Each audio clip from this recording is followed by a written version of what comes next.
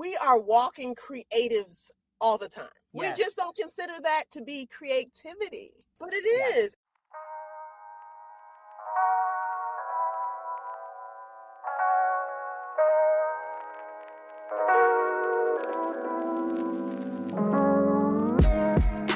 Welcome to Beliefs, Behaviors, Communication, and the Brain, where we talk about what you say, what you don't say, how you say it, and why it matters in leadership and in life.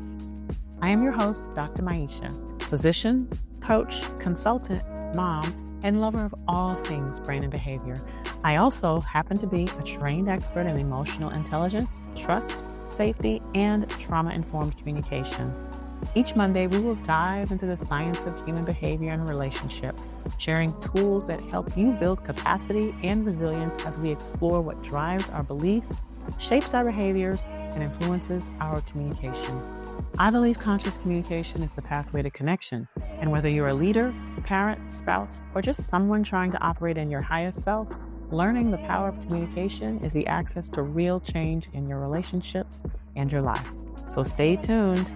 It's time to communicate what matters.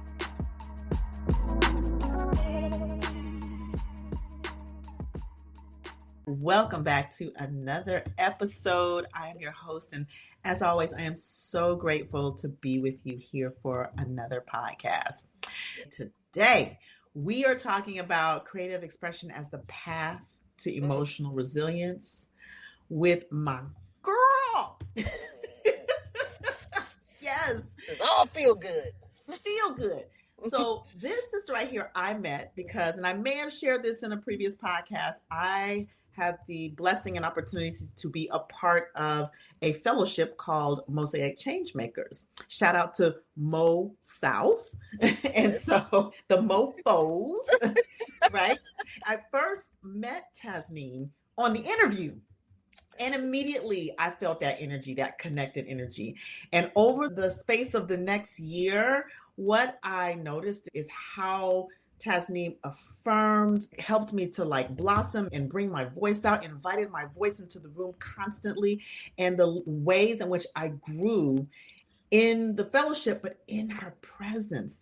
And part of that is because of who she is. I love to say that Tasneem, her zone of genius, she is a master story weaver. She is an amazing creative soul and spirit. And that's why we are talking about this today. She's also the vice president of Mosaic Changemakers. And so I am so grateful to bring her into this conversation. Welcome, Tasneem. Thank you, Maisha. And to all those listening, Maisha said it right. Our love affair, this sister love that we keep building, started on the computer. It started with ability for us to connect, even digitally. It was beautiful. I remember surprising you in Memphis. You were rounding the corner in the hotel we were at, and I said, Maisha! And you were like, because you had been a name in my mind for months before we met. And I knew that this love and sister connection was going to be so real. Yes. And so just to see you in the flesh, I just gave you all my my giddy energy. And so here we are. We are still in the flow. This is such a good thing. You know, as much as I love you, I want my audience to get to know you. So just share a little bit about you, yourself, who you are, how you've come to Mosaic Changemakers, and just anything you want to share to invite the audience in. Absolutely. Thank you, Maisha, for that invitation. I often think probably several times a week how I would describe where I am in the mode of Tasneem now. I think today, the mode of Tasneem is seeker. This is a discovery season for me, and also a reclamation of things that I know to be true in terms of what leaves me feeling lifted. And so the topic of creativity, number one. Quick note before we dive in. If you're a woman in healthcare leadership, and especially if you're a woman physician or clinician leader looking for a space that truly gets the challenges that we experience as women leaders in medicine, check out our Remap cohort. It's 4 months, real community, real skills, and 22 CME credits. Link is in the show notes. Absolutely feeling as though operating in my creativity is what brings me the most joy. So I'm a seeker of creative expression and creative experiences, number one. But I also love to guide people toward experiences that help them to ask that question of themselves and to do it with enough regularity that it feels like a practice. And it feels like a welcome practice. It's not work. It's like, where am I now? And the now means because I can change and I'm going to morph and I'm going to flow. So a seeker, I'm a flow seeker. I think you and I both love guiding conversations, being in conversation. I love asking like questions that make even myself go, and stay in that contemplative place. I really love that. And I also like listening to what I would call sort of the divine nudge to speak the inquiry. So it may come to me, I might be curious, but to put it into the room, to offer it to the circle, to say, what do we think about that? What is that awakening us? What gives us a kind of emotion, a feeling, a kind of humming beneath our skin? I love to do it. I would say also, for folks to know who I am the grateful mother of 4 daughters, and I have one bonus daughter, so 5 daughters altogether. And I'm the grateful mother of daughters who fascinate me. So I'll say that. I'm just amazed at their burgeoning womanhood. And so, I'm a daughter. I am a wife. I always say I'm a lover, a writer. And lately, I'm a person who's trying to have more fun. I'm just trying to have more fun. That is so needed right now. I think that with everything that's going on in the world, sometimes we forget to play, especially when we're in the realm of what we're doing, like in this realm of justice and equity, and even bringing hope to where hope is depleted. We're so focused on doing that sometimes we forget to just like stop and have pure, unadulterated fun. Absolutely. To call it into ourselves. And I make this distinction sometimes, Aisha, between joy and fun. Yes. And so to me, joy can feel like a passive experience of delight. Yes. It can come upon you. You can feel it. You can seek it. Yes. But you can also sit very quietly and enjoy it. But for me, play and fun is an act of deliberation. It is. It is an active seeking of delight, and then like a sitting in it, but you also keep it activated. Yes. And that's what I want to do. Like I might find it. It might be in laughter. It's in this conversation. Yes. Right. And so it also allows me to have this sort of thrumming feeling throughout the rest of the day. Just wasn't that fun? So when I encounter, the mundane elements of living, I can remember this moment and go, no, you did good, girl. You had fun. Yes. Yes. It's energizing. It is energizing. It's like a shot of matcha. Yes. And sometimes I think language-wise, we think joy is more sophisticated and fun is more infantile, right? Like, children have fun. I'm like, no. I plan to claim fun until my final days. Yes. And whether I can get in that swing and actually trust it to hold my body weight, whether I can hop on a paddleboard and actually try to do the thing that I haven't really done well, I believe you. It is energizing and it is energy itself. Yes. And so a life gift. And in that way, I think fun actually could be more sophisticated because it takes a particular intentionality to diversify the ways that you have fun, to inquire about what fun looks like at any given time, to reach for fun in the mundane moment. Yes. Like it actually can be the more sophisticated route. I love it.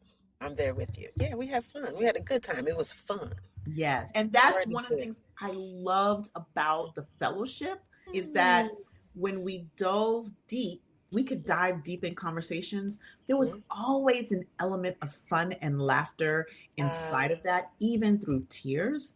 And you all were so amazing at incorporating those fun moments, breaking it up even into like movie moments. To me, movies are fun, even when they're about hard things or things that I didn't even know about, like documentaries that are like inspiring and empowering things. But like bringing in those moments of fun, the snacks, the after hours karaoke, the spades games, like all the things, the zip, zap, zop.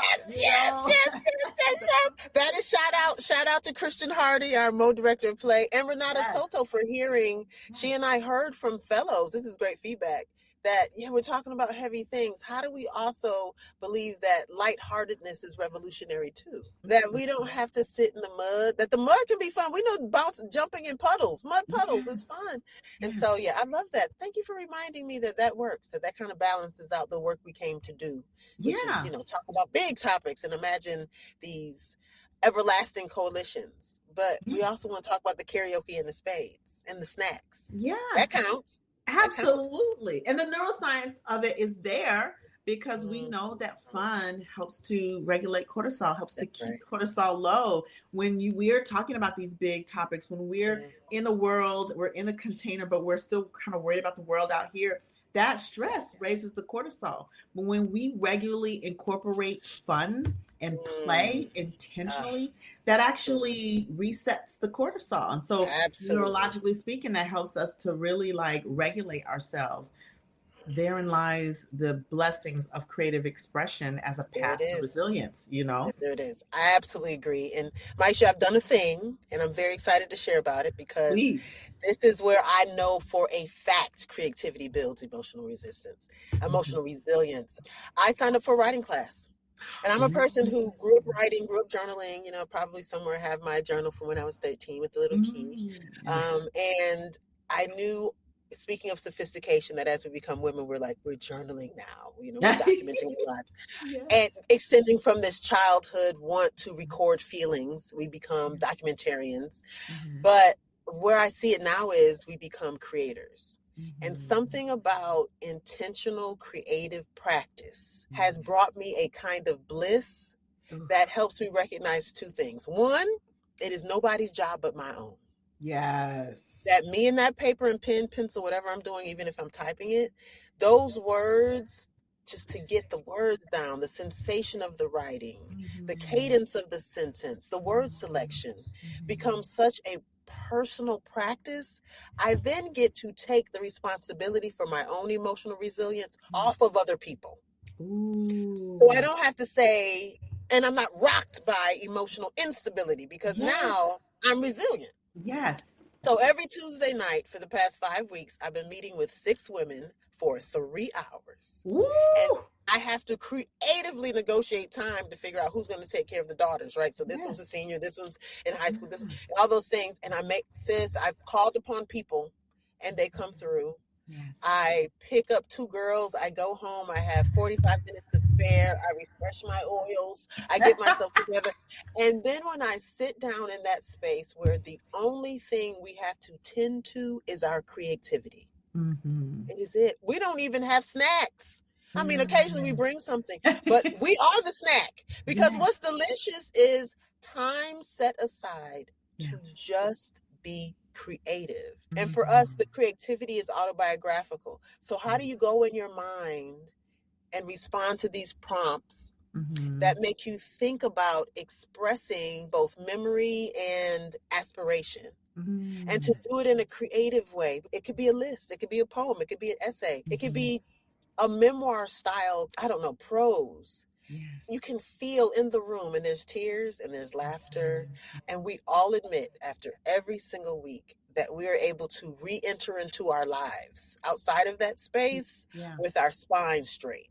Part of it, I think, is the vulnerability that comes from the writing that is autobiographical. I think it is in the risk-taking because we are an intergenerational and intercultural group. So, how much of myself am I going to share in this space, right? But we're all female-identifying people. We are all folks who are interested in ourselves. So it's a place also to kind of luxuriate in a beautiful kind of self-concern where, you're like, all this language around, is that selfish? No.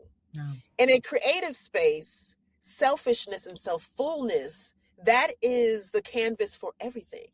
I love that. In fact, we're like, I statements. We're not talking about other people.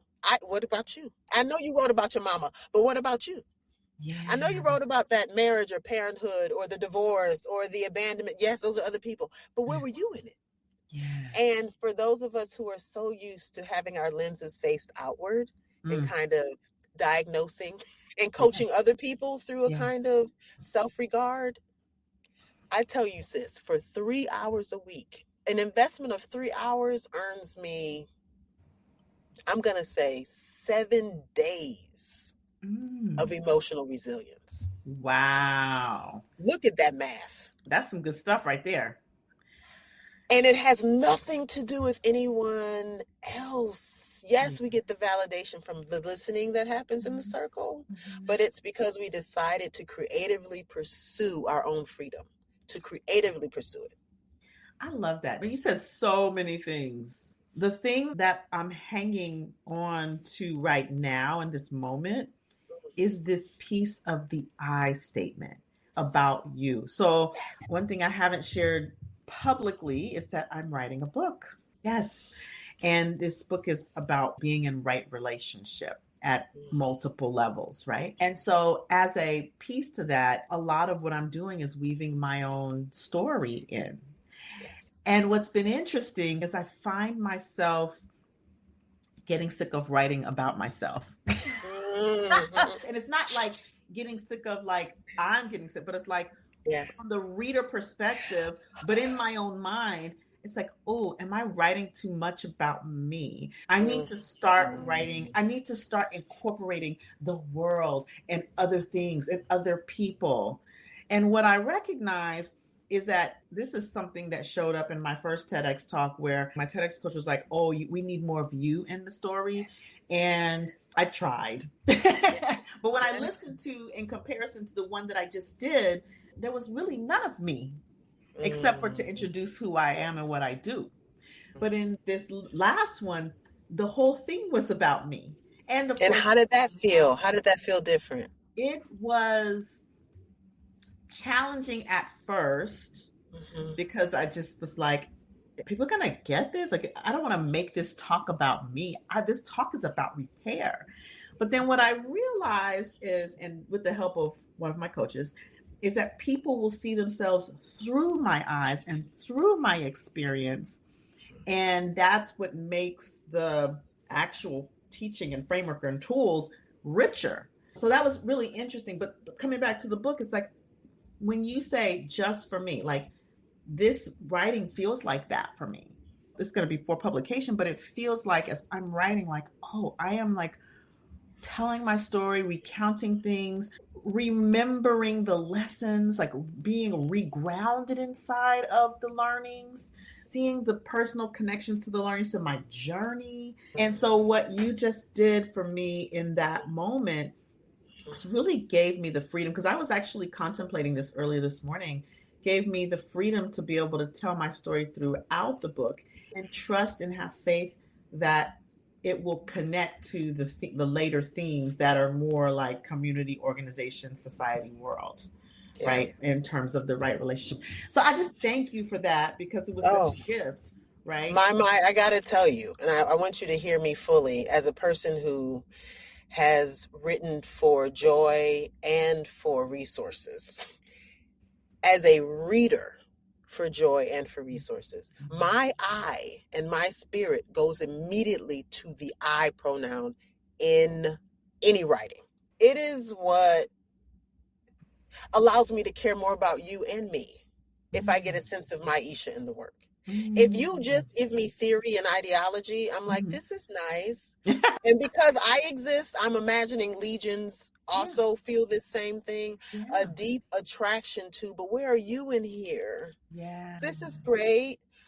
And because I love story and I want to know yours. And so if I'm picking up someone's book, I'm anxious to hear about who Maisha is in the book. I know she's brilliant. That's a given. But who is she? And so I think it's interesting too, and I don't know where we picked it up, that there's a slight kind of hesitation as though we're too full of ourselves or something. If it's like, if someone be like, oh, she's doing talking about herself.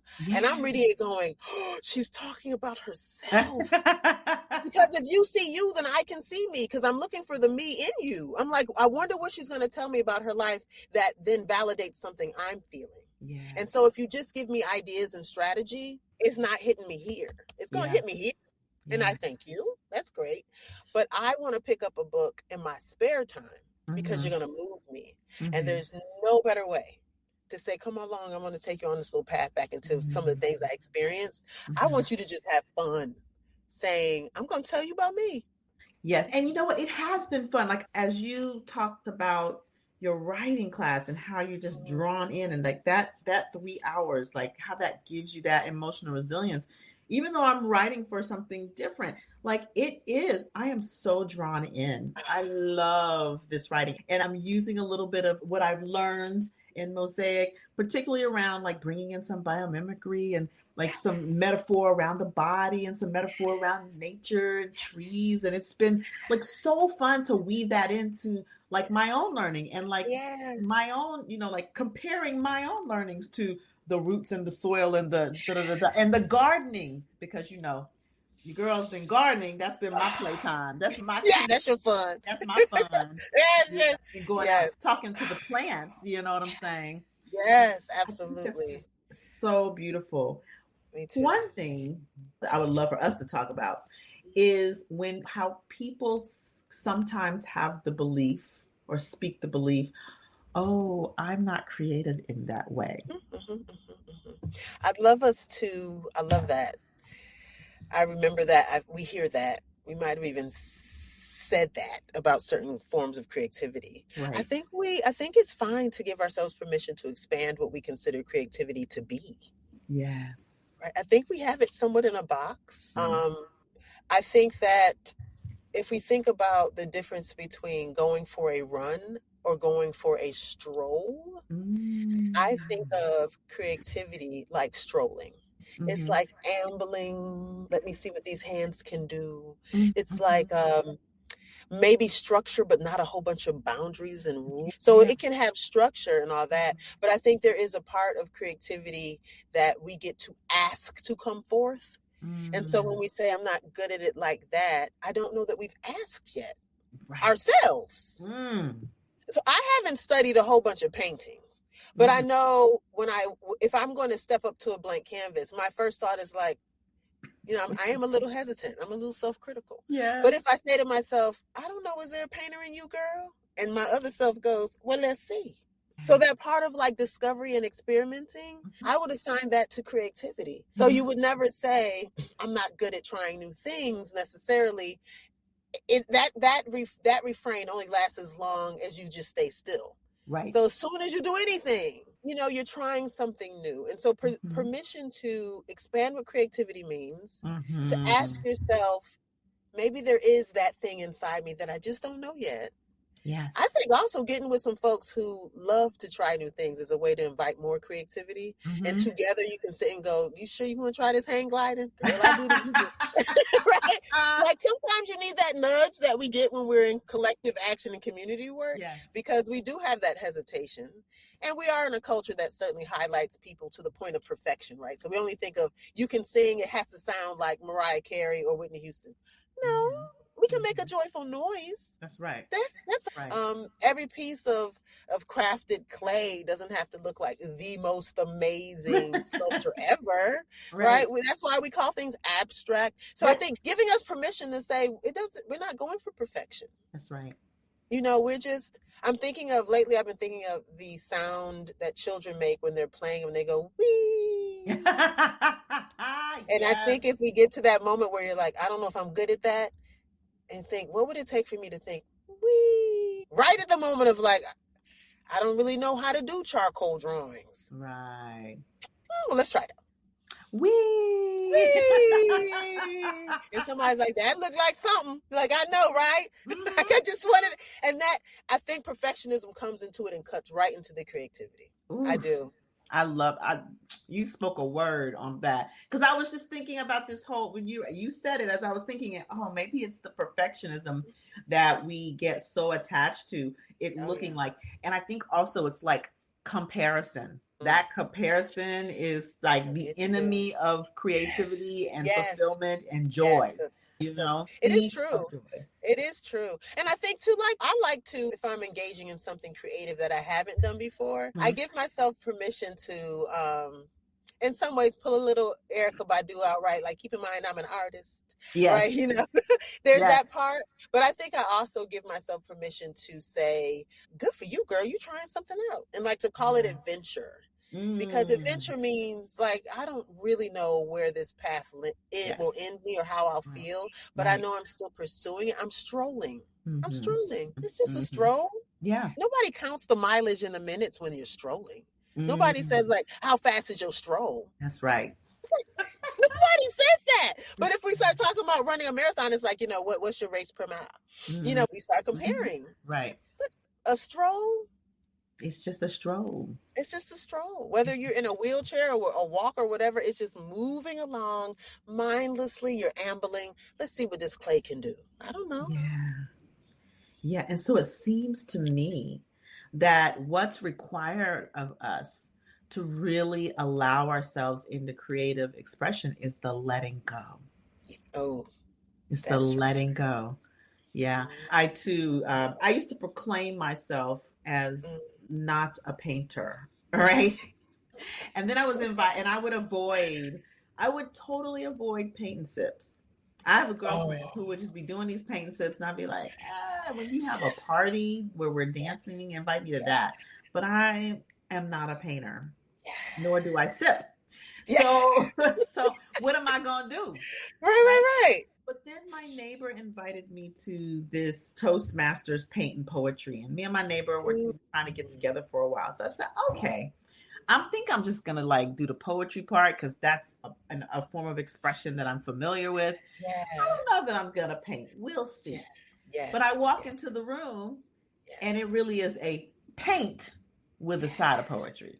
So they set me up with the canvas. And I was like, well, we're going to see what happens. Yes, we're going to see what happens. See what happens. It's an adventure. We don't know how it's going to turn out, but we're going to see what happens. That's right. And what I found is when I immersed myself into the moment, I didn't realize how therapeutic painting could be.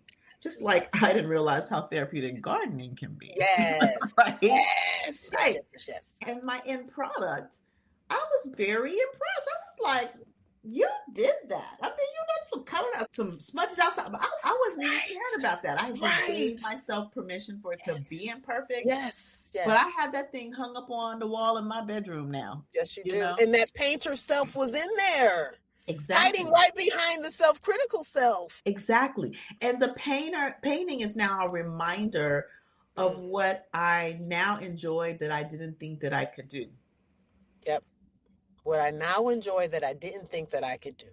Mm-hmm. And I bet when you look at it on your wall, that is what you remember. Yes. It's not the strokes, it's not the colors, I mean, perhaps, but it's also the reminder that I didn't think I could do it. Right. Check me out. Mm-hmm. That part. Mm-hmm. And so now I'm seeking out like, how can we did a paint and music for New Year's Eve.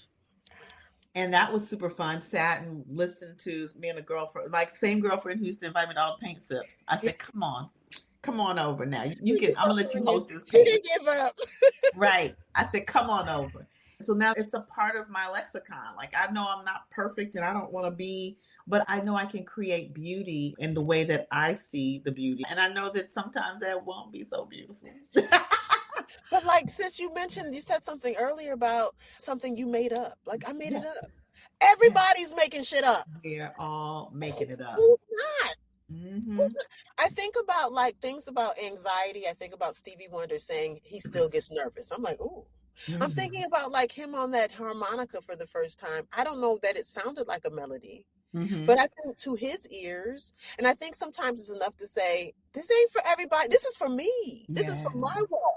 Mm-hmm. This poetry is for my ears. Mm-hmm. But we do sometimes imagine that it has to be mass produced and made commercial for things that feel like art, right? Like, is it really good? Would you buy it? People say that. Well, would you buy it? Like, maybe it's not for purchase. It's not for purchase. Maybe it's for the purpose of me being reminded that I made something.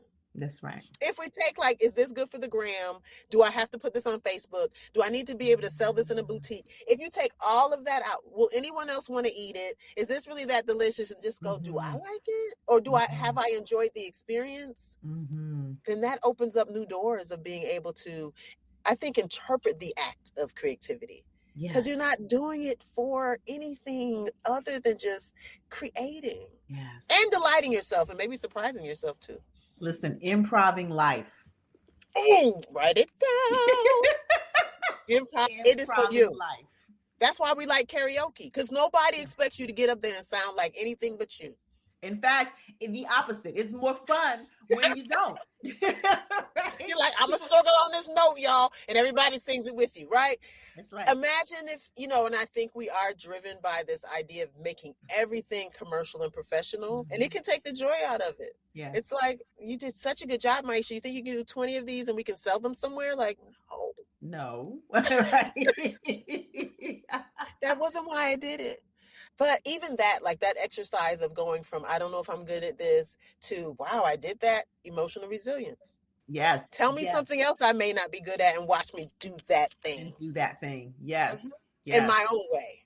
So maybe if even in our storytelling, we talk more about the pursuit of creating this bountiful garden and less about, look at all that I harvested. Yes. Right? We talked about like going in and going, oh God, it's a canvas. I'm not really sure how to do this. And less about like, look at this beautiful display of all my work. Because the performance of it is not the point, but the pursuit of it is. Yes. And uncertainty is in all of it. You really don't know if that seed's going to give you kale, or it might get mixed up and you got some Swiss chard. You don't know. You can't tell. It's pretty. Right. But like the point is like the hands in the soil. Right? It's the fight to make sure those possums don't get everything out of that garden. Ma'am. The net. I've had to put the net. Mine went under the net. The raccoons went under. And do you know now that collard green has reseeded itself? I left it alone. Oh, wow. That's what I'm talking about. And I think that's some natural creativity. Yes. Right? Like, you know what? Stop watching me. Let me work. Let me see what we're going to do. Yeah. Girl. And so same thing. I don't know what this painting going to be. And I have to believe that the greats, right? The people that we put in museums also work through those moments of like uncertainty is part of I don't know what this is going to look like. Yeah. But it's going to be something. And most likely the things that they least thought would take them somewhere were the things that we all remember. Yes. Yeah. And that does not get put in how we tell the story sometimes. We don't talk about like, well, that wasn't even my best draft of that. Okay. We don't. We go right to finished product and making sure it looks polished, and we miss all of this beautiful stuff in the middle. That's right. That's the invitation for us to be creative and therefore emotional resilient. That's right. So I want to riff for a moment. Let's just start naming all the ways that people can creatively express. We've talked about painting, we talked about writing. Like, what are all the ways? Yeah. I'm going to say, because you mentioned it earlier, cooking. Absolutely. With recipe or not. With recipe or not. Creative cooking sometimes is by taste or by imagination. Or by imagination. The way you intended or not. And sometimes better. And sometimes we're throwing you down the drain. Absolutely. I think fashion. Ooh. I think like I have given myself permission to wear things that back at 7th grade Tasneem would have been like, that don't match. Yes. That shade of red or that shade of brown is not. And now I'm saying to myself, oh, but it's beautiful. And that's the point. I would say fashion is creativity for sure. I absolutely. And right along the same veins is makeup and hair is creativity. Girl, let me tell you, when I was going to do my TEDx that morning, I went to the makeup artist. Yeah. When the way she was focused in what she was doing, I was like, you a whole artist. She had me, as the kids say, she had me beat. Girl, you had to the gods. You was beat all the way. I was like, girl, if it wasn't for my germophobia, I would go to sleep in this and wear it for a couple of days. But I can't lay on a pillow with makeup on my face. You can't do it. You can't clog do it. my pores. My skin is too good. No, come on, dermatology. Right. Like, that's not good for my skin. Yeah. But like, I think that is, people like underestimate the level of artistry and creativity it takes to put makeup on in a way that complements each individual's face. Hey, before we get back to the episode, I want to take a moment to share something close to my heart. 17 years ago, someone saw my leadership before I could see it myself. That experience changed everything for me. And that's exactly why I created the Remap cohort. If you're a woman physician or leader in healthcare who's tired of being talked over, burned out from carrying conversations you don't have language for, or just craving a space where you don't have to explain being the only one in the room, this is for you.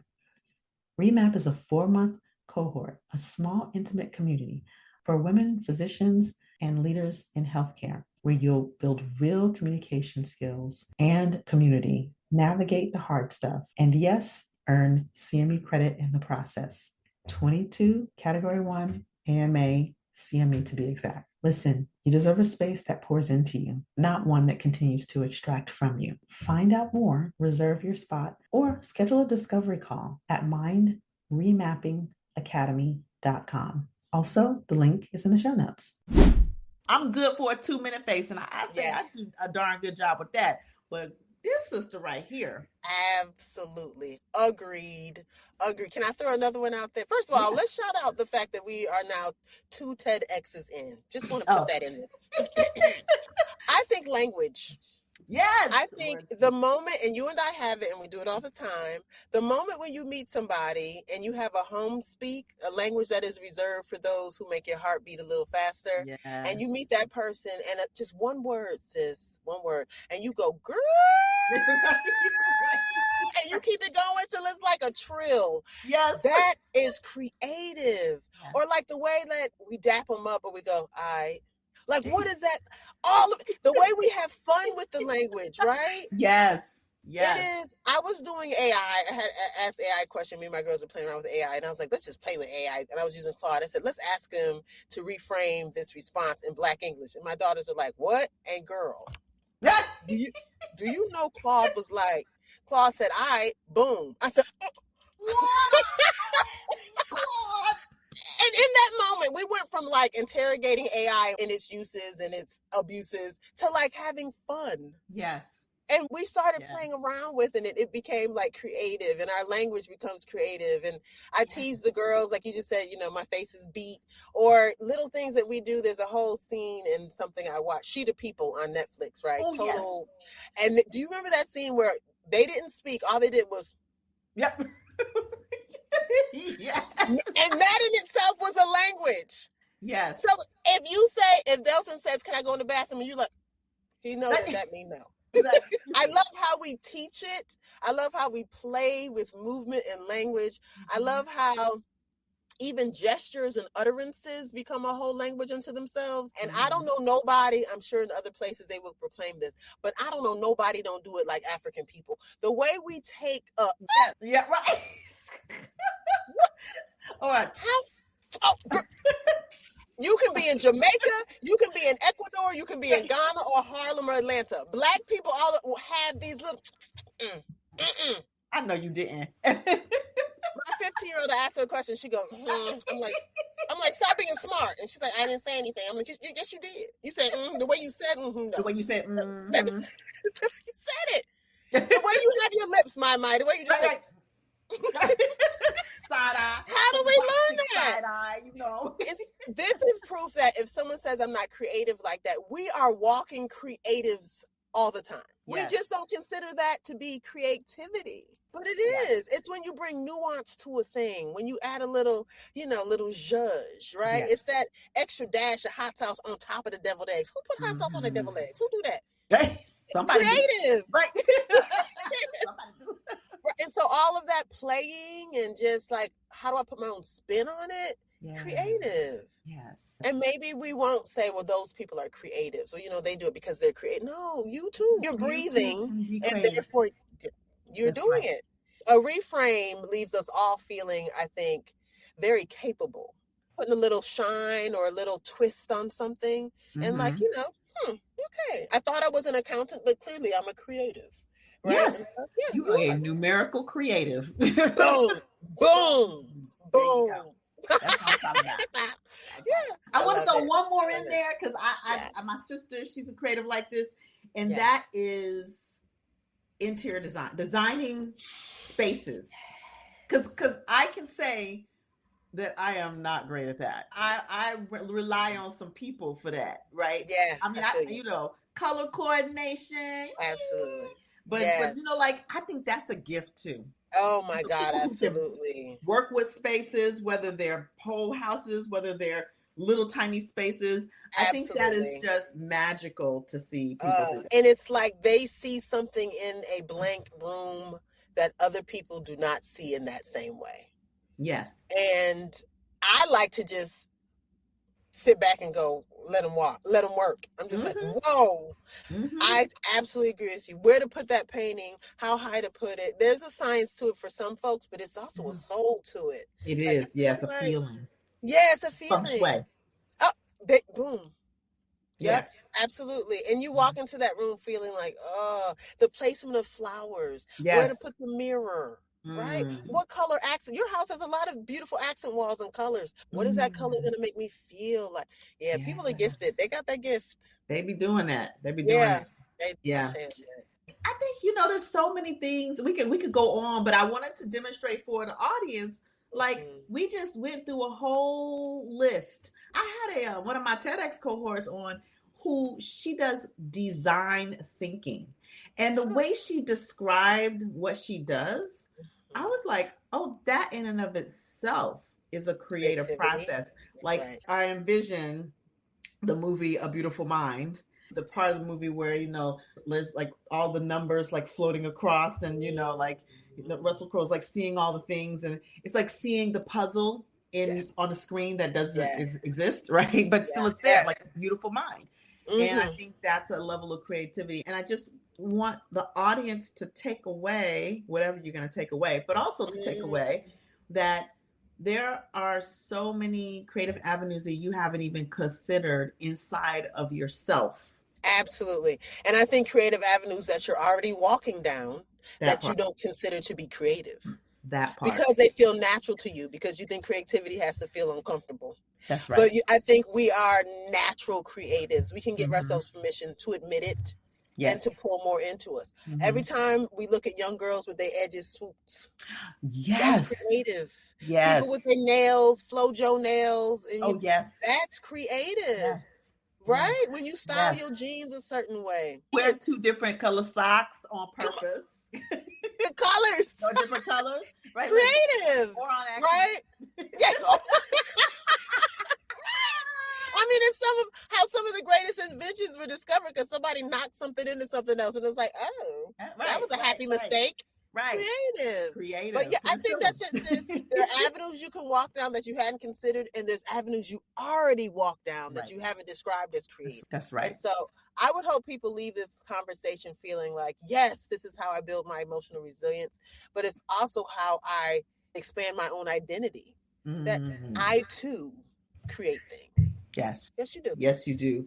And the next time you choose to go on a journey of creative expression, just notice in the moments how you're feeling, the different emotions that come up as you move through it, all of them, and then notice how you feel afterwards for the next few days, because you said something in the beginning that I think is so poignant.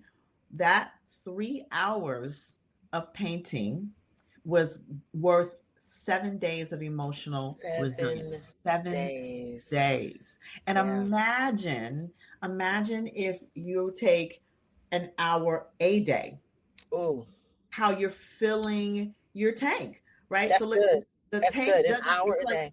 Yeah, an hour a day. So the tank never fully empties. Like, maybe there are moments when things get crazy, but that means you got the reserve, because every day you're filling your tank, you're topping it off. So then when things happen and like maybe I can't get out in the garden every single day, or maybe I have to take a week off from practice. Like I was traveling last week, had to take a week off of practice, but I was full enough. That was good for me. And then I came back, and this week I've been back in the garden and topping off. That's right. I like that, topping off. I love that. What do you think, Maisha, of little reminders to ourselves, a quick way to access that thing that might regulate us? So sometimes I always have yarn somewhere and my crochet hooks, and you will see me just quietly working on a granny square. And while it looks like I'm working on a granny square for a larger project, which I am, I'm also going, yes, because I know that's what it does for me. Yes. I think some of us use podcasts, music, travel, right? Yes. A trip to California, reset you. Yes. Top off in a reset. Yes, absolutely. And it does all that. An hour a day, what that would do. I think the people around us might notice. It's both for us and for them. It's like, yes, you've been kind of you've been kind of chill lately. What's what you've been doing? Like taking care of me. Mm-hmm. You know what? To your question, for myself, for me, I'm a structure girl, right? Mm-hmm. So I put moments in my calendar, block them. I block the calendar. And so when that calendar is blocked, like I know midday around 12:30 is like around the time that I meditate. I do sitting meditation, maybe 15 minutes, maybe 10 minutes, maybe 30 minutes. It just depends, right? I know that I stop my calendar at 3 because I go to get my son.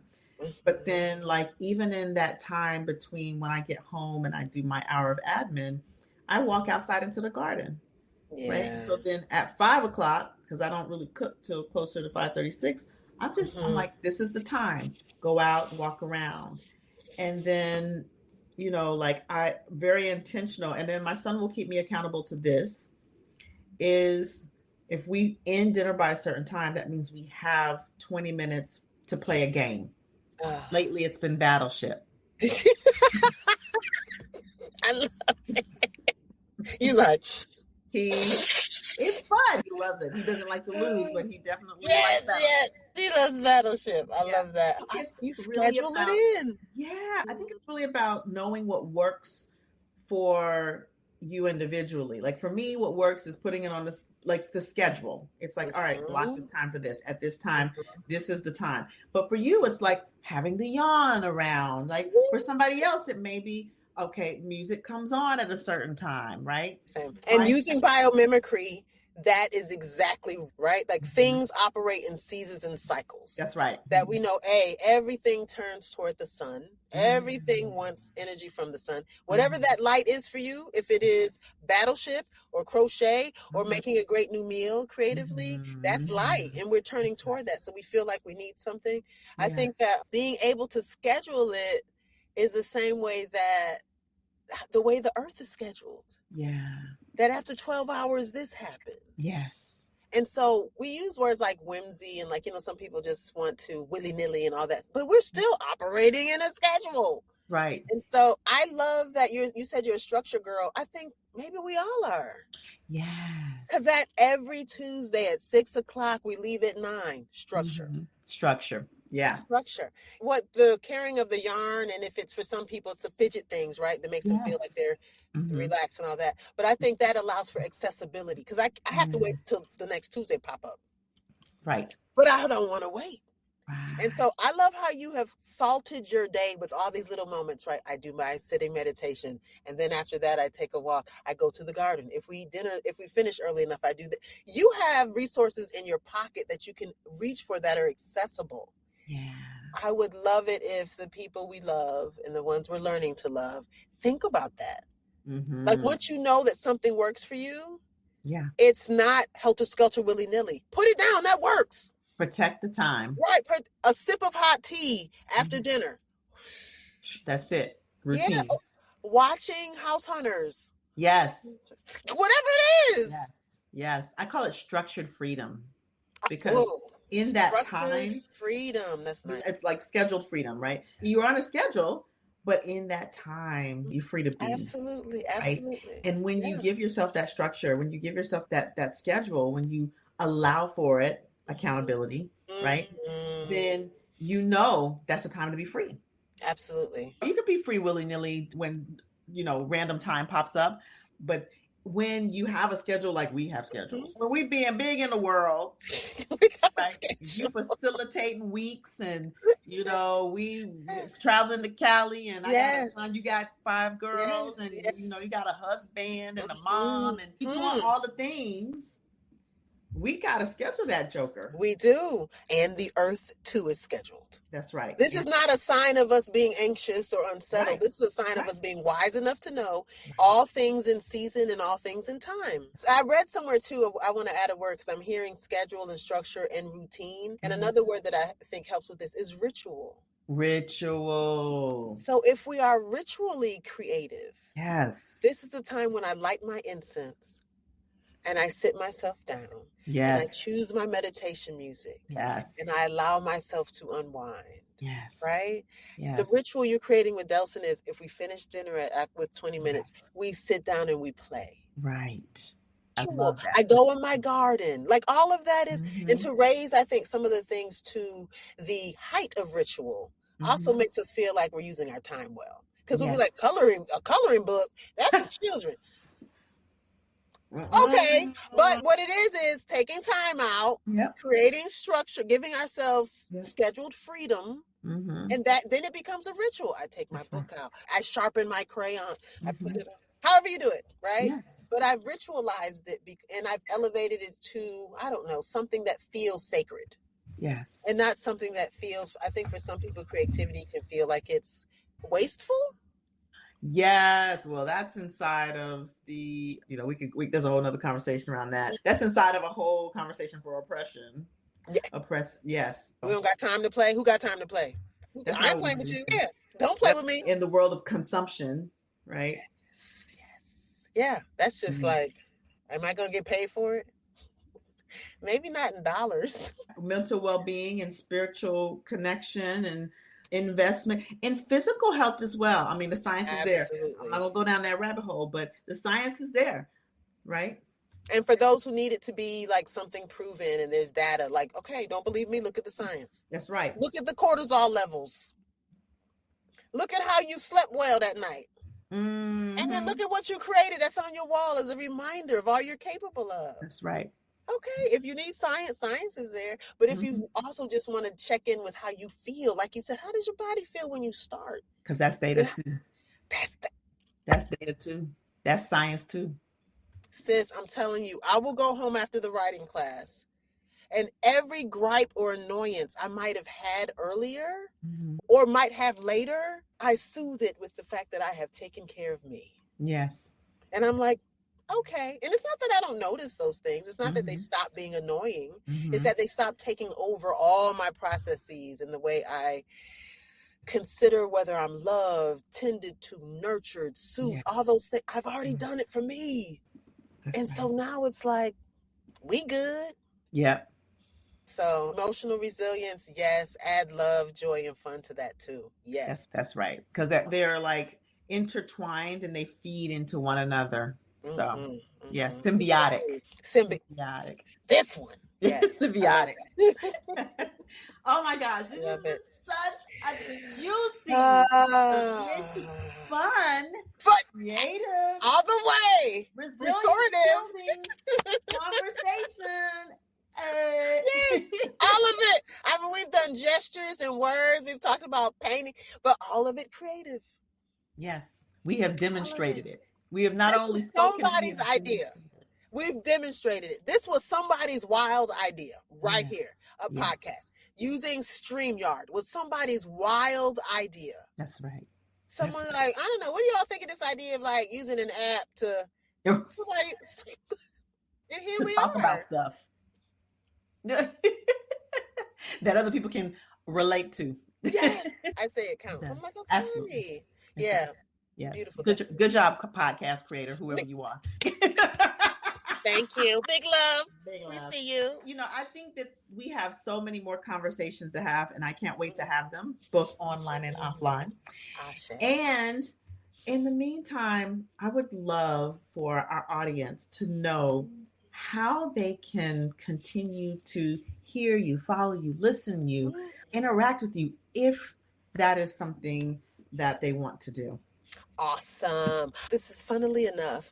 And I have, I think, a couple seasons of a podcast called Truth Be Told. And it's wherever podcasts are. Yes. And it's where myself and my co-host, Andrea Blackman, ask these kinds of questions. It's like, who are we creatively? Who are we to be creative? Yes. What do we do in pursuit of freedom? Yes. What is true about that? And how many truths do we get to encounter and claim and dismiss? And so that's an easy way to find me, I think. And also, I have a friend who says, Google me, which always makes me laugh. But there might be some things I've written online if you want to find them. But yeah, I love these continuing conversations just about what we can admit that is true for who we are and perhaps how we were born, but also the things we can reach out and pull towards to us and say, there might be a gift in here that I just have not activated or fed, that then gets to be out in the world. And at any age, you don't have to be 4 talking. No one has to be like 11 saying, what do you want to be when you grow up? We're still growing up. Yes, absolutely. And so I'm excited. Like I'm thinking like some people call themselves hobbyists, right? I'm just going to try something new. I'm going to do bird watching. I'm going to take up African dance or hula, whatever it is. We're growing in that way. And it makes me a better version of myself. I'm more peaceful. I'm more loving. I have taken good care of Tasneem. And that's what matters. So y'all heard her, Google her, or go listen to Truth Be Told.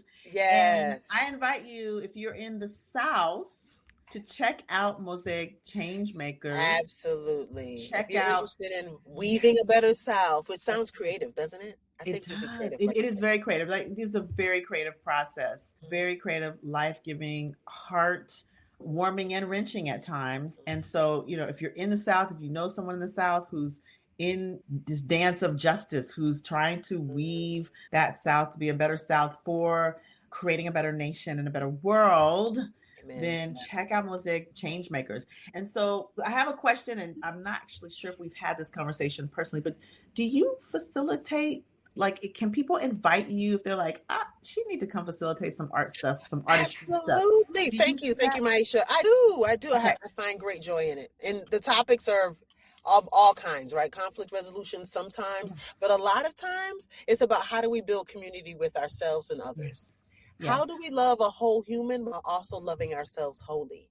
Love that conversation. Anybody need facilitation on that? Let's build it. Yes. And how would they do that? How would they find you to be able to inquire? Good point. I'm going to lead them to my Mosaic email because I think it's the easiest to remember. Tasneem@mosaicchangemakers.org. Awesome. We'll make sure we put that in the show notes. Thank you, dear. Yes. Thank you so much, Tasneem, for this conversation. It has just been a joy. It has. From start to finish. From start to finish. And every single time we are together, it is this way. So I am grateful that the audience got to bear witness to that, as well as take the jewels that they're taking. Thank you, sis. I appreciate you asking. Thank you for having me on. And I love all the work you're doing to get our mind right. Thank you. Thank you. It is a joy. So y'all heard her. Y'all go and check out Truth Be Told, the podcast. And if you want to invite Tasneem for facilitation, Tasneem@mosaicchangemakers.org. That's right. And, we invite you to share this podcast. I say at every episode, share the podcast because people, these are conversations that people need to be hearing. And also leave a comment or a review. If you're on YouTube listening, leave a comment. If you're in one of the commercial podcast apps, leave a review because people need to know the value that's happening in this podcast as they come behind you. So with that, thank you for being here. And thank you to the audience, because without the audience, guess what, y'all? There's no podcast. That's right. So, thank you, listeners. Yes, indeed. And until the next time we see you, stay empowered. Thank you for joining me today on our podcast. I hope today's episode gave you fresh insights and practical tools to elevate your communication and build trust and connection in all areas of your life, from leading your team to strengthening your relationships at home. If today's conversation resonated with you, please take a moment to subscribe to the podcast so that you never miss an episode.